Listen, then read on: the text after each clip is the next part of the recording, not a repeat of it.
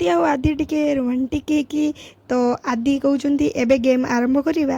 ତ ମୁକ୍ତି କହୁଛନ୍ତି ତମେ ମୋତେ କେତେ ହରେଇଲେ ତମେ ଜାଣିବ ଯେ ମୋ ଟ୍ୟାଲେଣ୍ଟରେ କଥା। ତ ଇଏ କହିଲେ ନାଇଁ ଆଜି ଯେଉଁ ଗେମ୍ଟା ହେବ ଯଦି ସେଇଟାରେ ଜିତିଗଲ ତାହେଲେ ଜାଣିବି କି ମୁକ୍ତି ତମେ ସବୁ ଟ୍ୟାଲେଣ୍ଟରେ ଜିତିଯିବ। ତାପରେ ମୁକ୍ତି କହିଲେ ହଉ ଚାଲ କେଉଁ ଟ୍ୟାଲେଣ୍ଟ କଥା କହୁଛ ଆଉ ମୁଁ କ'ଣ କରିପାରିବି କି ନାହିଁ କହୁଛ ତ ଚାଲ ଆରମ୍ଭ କର। ତ ଆଦି ସେଇଠୁ ପକେଟରୁ ଗୋଟେ ପାନ କାଢ଼ିଲେ। ତ ପାନ କାଢ଼ି କହିଲେ କି ସେଇଠୁ ମୁକ୍ତି ଭାବିଲେ କି କ'ଣ ଟ୍ୟାଲେଣ୍ଟ ଏମିତି ମାନେ କ'ଣ ଏମିତି ରଖିଛନ୍ତି ସର୍ତ୍ତ କି ମୁଁ ଏଇଟା କରିପାରିଲେ ସିଏ ଜାଣିବେ କି ମୁଁ ଜିତିପାରୁଛି ବୋଲି କି ମୁଁ ତାଙ୍କୁ ଭଲ ପାଉଛି ବୋଲି। ତ ସିଏ ସେଇଠୁ ଭାବିଲେ ତାପରେ କହିଲେ କି ଟ୍ୟାଲେଣ୍ଟ।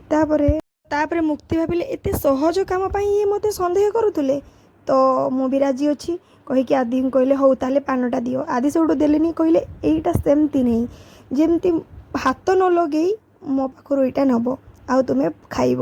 ସେଇଠୁ କହିଲେ ଆଦି କହିଲେ ଯେତେବେଳେ ମୁକ୍ତି ଭାବିଲେ ଏମିତି କ'ଣ ମୁଁ ହାତ ଲଗେଇବିନି ତାହେଲେ କେଉଁଟାରେ ନେବି।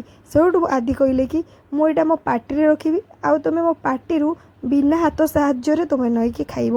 ସେଇଠୁ ସେ ଭାବିଲେ ସେଇଠୁ ଭାବି ଭାବି ସେଇଠୁ କହିଲେ ଦେଖ ଆଦି ସମସ୍ତେ ଅଛନ୍ତି ତ ମୋତେ ଲାଜ ଲାଗୁଛି।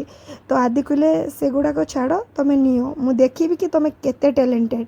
ତ ତାପରେ ମୁକ୍ତି ତାପରେ ଆକ୍ସେପ୍ଟ କରିକି ସିଏ କହିଲା ହଉ ତାହେଲେ ମୁଁ ଖାଇଦେବି। ସେଇଠୁ ଆଦି କହିଲେ ଦେଖାଅ ଖାଇକି ତ ଦେଖାଅ ନା।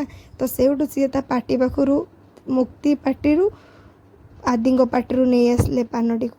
ଦେଖନ୍ତୁ କେତେ ସୁନ୍ଦର ତାଙ୍କର ରୋମାଣ୍ଟିକ୍ ସିନ୍।